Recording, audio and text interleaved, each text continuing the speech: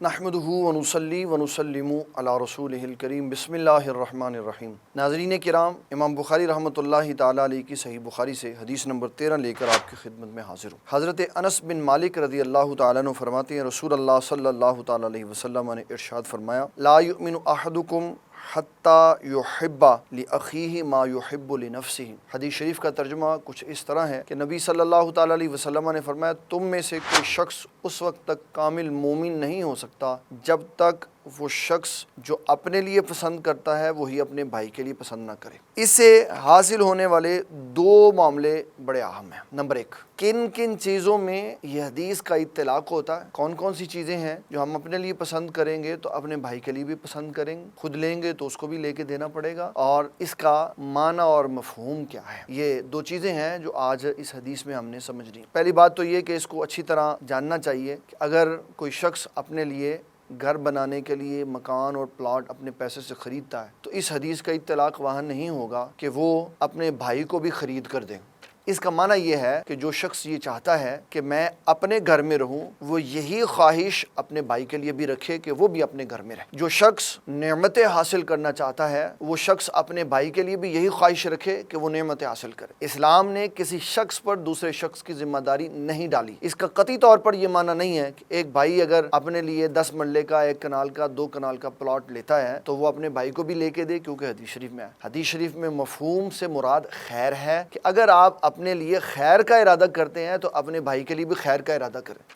اگر آپ اس چیز کا ارادہ کرتے ہیں کہ آپ کو اللہ تعالیٰ کی نعمتیں ملیں تو یہ قطعی طور پہ ارادہ نہ کریں کہ میرا بھائی بھوکا پیاسا رہ جائے، یا اس کے لیے کوئی ایسے انتظامات کریں کہ اس کے نظام زندگی معطل ہو جائے اور وہ بھوک پیاس کی شدت میں پڑا رہے، بلکہ کامل ایمان کو دل کی ہمدردی کے اوپر معمول کیا ہے کہ جس طرح تم اپنے لیے راحت، سکون، محبت، حسن سلوک چاہتے ہو اسی طرح یہ ساری نعمتیں اپنے بھائی کے لیے بھی چاہو۔ اس کا قطعی معنی یہ نہیں ہوگا کہ تم اس کو خرید کے دو، وہ خریدے خود، اگر تمہارے پاس اسباب ہے تو تم لے کے دے دو، اگر نہیں ہے تم اس کے لیے خواہش ظاہر کرو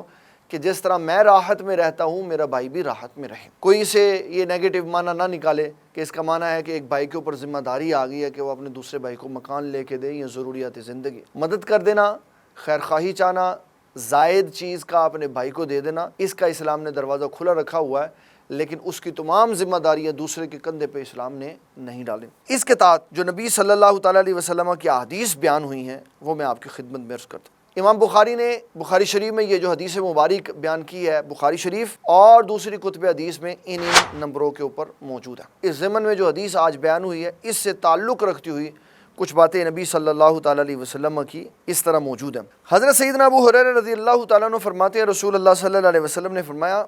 جب تک ایمان نہ لاؤ جنت میں داخل نہ کیے جاؤ گے، اور جب تک تم ایک دوسرے سے محبت نہ کرنے لگ جاؤ تمہارا ایمان معتبر نہیں ہوگا۔ اس کا معنی یہ ہوگا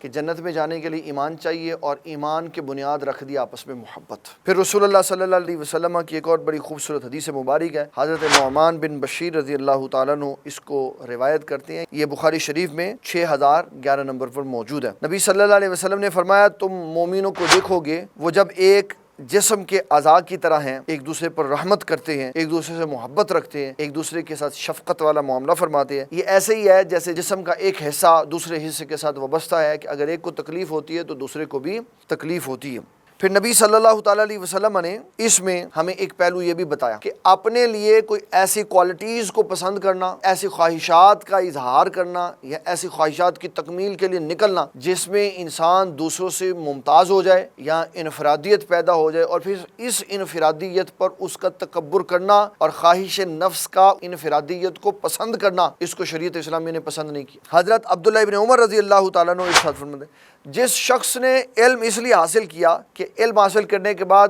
بے علموں کے ساتھ بحث کرے گا، علماء کے سامنے فخر کرے گا کہ میں نے یہ کچھ پڑھا ہوا ہے، یا لوگوں کے چہروں کو اپنی طرف سے موڑ دے گا اور ان کے ساتھ بات کرنا پسند نہیں کرے گا، وہ یہ کہے میرے ساتھ بات کرنی ہے تو اتنا علم لے کے آؤ، اتنی ڈگریاں لے کے آؤ، اتنے معاملات لے کے آؤ، اس طرح کا اس کا لب و لہجہ ہو جائے تو رسول اللہ صلی اللہ علیہ وسلم نے فرمایا وہ شخص دوزخ میں ہے، کہ اس کا یہ تکبر اس کو دوزخ میں لے جائے گا۔ حضرت ابو ہریرہ رضی اللہ تعالیٰ عنہ آپ بیان فرماتے ہیں ایک شخص رسول اللہ صلی اللہ علیہ وسلم کی بارگاہ میں آیا حسین و جمیل چہرے والا اور خوبصورت لباس والا۔ اس نے عرض کی یا رسول اللہ میں حسین چیزوں کو پسند کرتا ہوں، اور آپ دیکھ رہے ہیں نا اللہ تعالیٰ نے مجھے کیا کیا عطا کیا وہ، اور مجھے یہ بھی پسند ہے کہ مجھ سے کوئی برتر نہ ہو جائے، خواہ اس کی برتری میرے ساتھ جوتی کے تسمے کے برابر ہی کیوں نہ ہو۔ تو اس نے کہا کہ کیا رسول اللہ صلی اللہ علیہ وسلم یہ تکبر ہے؟ تو نبی صلی اللہ علیہ وسلم نے فرمایا تکبر کا معنی سمجھو، تکبر ہے حق کا انکار کرنا اور لوگوں کو حقیر سمجھنا۔ اس کی وضاحت اس طرح ہے کہ اگر کوئی شخص یہ کہے کہ میرا جوتا یا جوتے کا تسمہ اعلیٰ ہو تاکہ میں امیر محسوس ہوں اور یہ حقیر نظر آئے تو یہ تکبر ہے۔ اور اگر کوئی شخص اپنے جوتے بنا کر سوار کر خوبصورت سجا کر پہنتا ہے، کوالٹی والے پہنتا ہے، جوتے صاف کرتا ہے، لباس صاف کرتا ہے، سر کے اوپر رکھی ہوئی پگڑی امامہ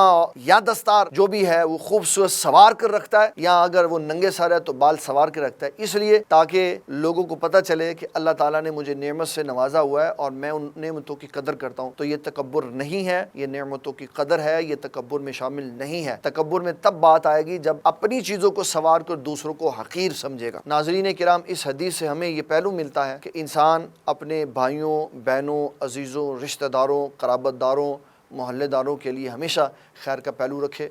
اور ان کے لیے خیر کے ارادے رکھے، ان کے لیے نعمتوں کی بڑھوتری کے لیے اللہ تعالیٰ کے حضور دعائیں کرے، ان کے لیے بڑھوتری والے راہ متعین کرے، ان کو بتائے، ان کو آگاہ کرے، اور یہ ساری چیزیں تبھی ہوں گی جب انسان دوسروں کو مسلمان اور اپنا بھائی سمجھتا ہوگا اور رسول اللہ صلی اللہ علیہ وسلم کو امت کا رہبر و رہنما سمجھتا ہوگا۔ اور اگر کوئی شخص اس ایک حدیث کے اوپر عمل کر لے تو امت کی بڑی کثیر آبادی ایک دوسرے کے ساتھ حسد، بغض، کینہ اور عداوت ختم کر دے گی، کیونکہ حسد، بغض، کینہ اور عداوت ہوتا ہی اس بات پہ ہے کہ میں دوسرے کو نیچا دکھا دوں۔ جب رسول اللہ کی اس حدیث کے اوپر آئیں گے تو اللہ تعالیٰ سینوں سے بغض ختم فرما دے گا۔ السلام علیکم ورحمۃ اللہ وبرکاتہ۔